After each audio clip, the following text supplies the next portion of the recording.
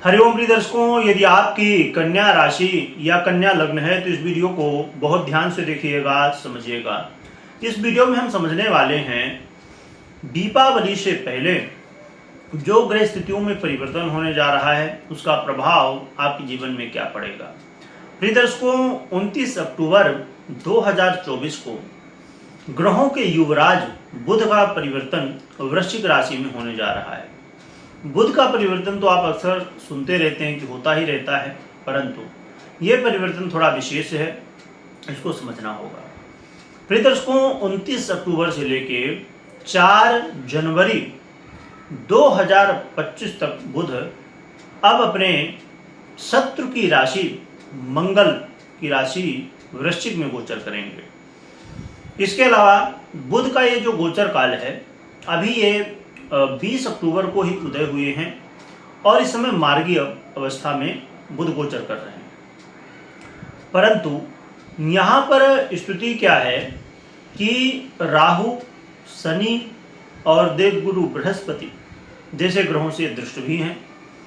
आने वाले समय में ये जो लगभग 2 महीने से अधिक का समय है, वृश्चिक राशि में गोचर काल है जो, इसके बीच में ही ये वक्री भी होंगे, अस्त भी होंगे और फिर मार्गी भी होंगे और फिर राशि परिवर्तन करेंगे धनु राशि में 4 जनवरी 2025 को।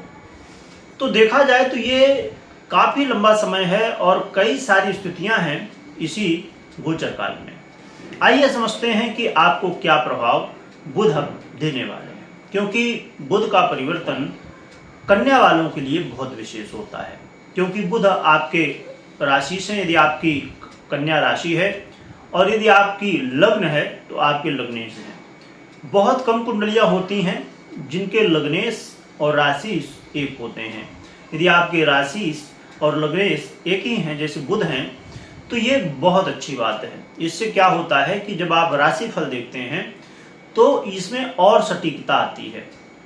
क्योंकि अब कई बार क्या होता है कि संभवतः आपके राशि फल के हिसाब से, यदि आपकी अलग राशि या अलग लग्न है तो राशि फल के हिसाब से कुछ रिजल्ट मिल रहा होता है और लग्न के हिसाब से कुछ रिजल्ट मिल रहा होता है, तो और भी ज़्यादा कन्फ्यूजन होता है। इसलिए यदि राशि और लग्न एक हो तो बहुत अच्छी बात होती है।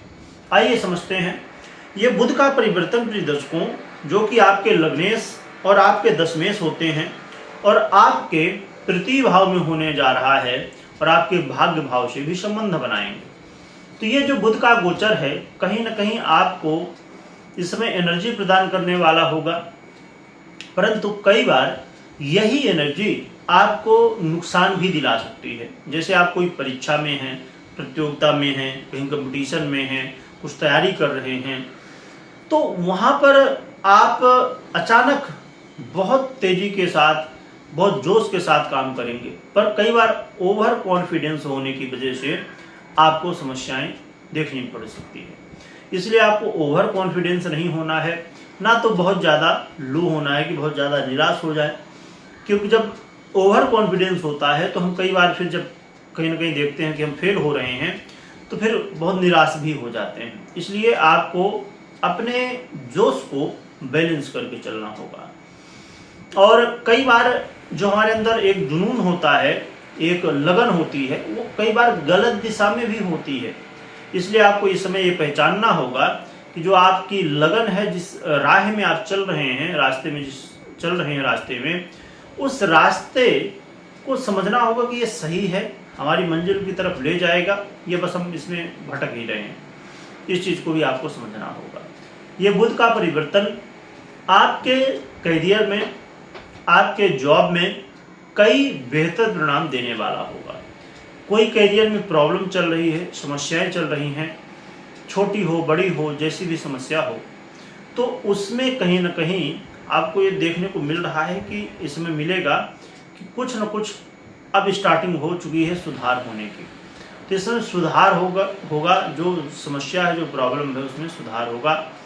और साथ में ये भी आप देखेंगे कि जो मानसिक तनाव आपके जीवन में था, चिंताएं थी, वो कम हो रही हैं।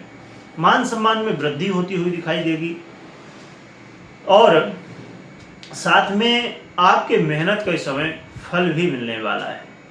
तो देखा जाए तो ये जो बुध का गोचर काल है ये कहीं न कहीं कई तरह के लाभ और कुछ समस्याएं दे रहा है। लाभ ज़्यादा दे रहा है, समस्याएं तो कम ही है।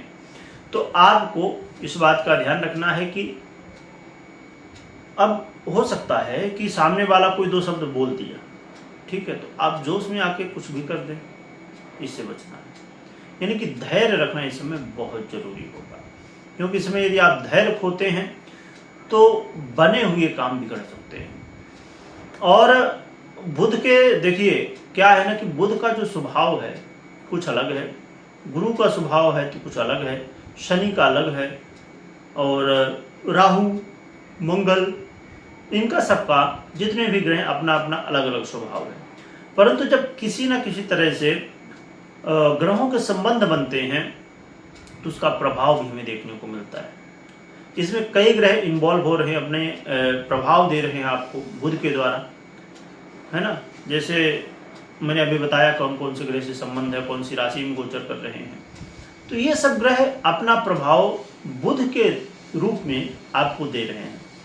इसलिए कई बार जब आप गहराई में जाते हैं ना ज्योतिष के, तो फिर लगता है कि हाँ बहुत कुछ है अभी। अब सोचिए कि हम बात क्या कर रहे हैं कि बुध का परिवर्तन है, परंतु फल हमें किसका किसका मिल रहा है? मंगल का भी मिल रहा है, हमें राहु का भी मिल रहा है, शनि का भी मिल रहा है, देवगुरु बृहस्पति का भी मिल रहा है, शुक्र के राशि से संबंध भी बनाएंगे तो उससे भी मिलेगा। तो कहना चाहिए कि कई ग्रहों का प्रभाव बुध के रूप में। तो इसीलिए कई बार जब आप इस चीज़ को सोचते हैं कि हमने जो सुना वो सब सही है या नहीं है, तो इसके बीच में बहुत सारी स्थितियां होती हैं। इसीलिए कभी भी कोई महत्वपूर्ण निर्णय लेना हो तो पहले जन्म कुंडली का विश्लेषण करवाना चाहिए। मैं हमेशा क्यों कहता हूँ, इसीलिए क्योंकि सोचिए एक छोटी सी गलती, अब जैसे हम बात करें इस समय मंगल की, इससे पहले आपने सीरीज देखी होगी, नहीं देखी है तो देख लीजिएगा, वो बहुत महत्वपूर्ण वीडियो है मंगल वाली। तो अब सोचिए कि मंगल इस समय नीच अवस्था में है, तो दृष्टि तो डाल रहे हैं, ये मंगल की राशि में बैठे हैं बुध, तो उसका प्रभाव कुछ अलग होगा। और मंगल सोचिए नीच के जगह उच्च के होते तो कुछ अलग होता। मंगल किस ग्रह से दृष्ट है, कैसी स्थिति है, उसका प्रभाव बुध के ऊपर पड़ेगा। और इस चीज़ को हम देखते नहीं, भूल जाते हैं, या अब इस गहराई में हम जाना नहीं चाहते हैं। तो इसीलिए कई बार फलादेश में बहुत कुछ बदल जाता है। अब जैसे ग्रह हैं, अब समझिए कि बुध इस समय वृश्चिक में है ना, सूर्य इस समय कहाँ पर है, इसके थोड़ा सा बगल से, यानी कि तुला में। तो इनका संबंध क्या बन जाएगा, द्वादश का संबंध बन जाएगा। तो इसका भी प्रभाव आपको देखने को मिलेगा।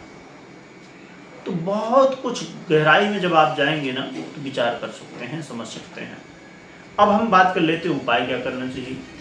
तो उपाय के रूप में आप भगवान भोलेनाथ की आराधना करिए और विशेष रूप से बेलपत्र अवश्य चढ़ाइए, जिससे भगवान भोलेनाथ की कृपा आपको प्राप्त हो और आपको और भी अच्छे परिणाम मिल सकें। और साथ में कमेंट में ओम नमः शिवाय लिखिएगा, लिखने के साथ स्मरण करिएगा। वीडियो देखने के लिए बहुत बहुत धन्यवाद।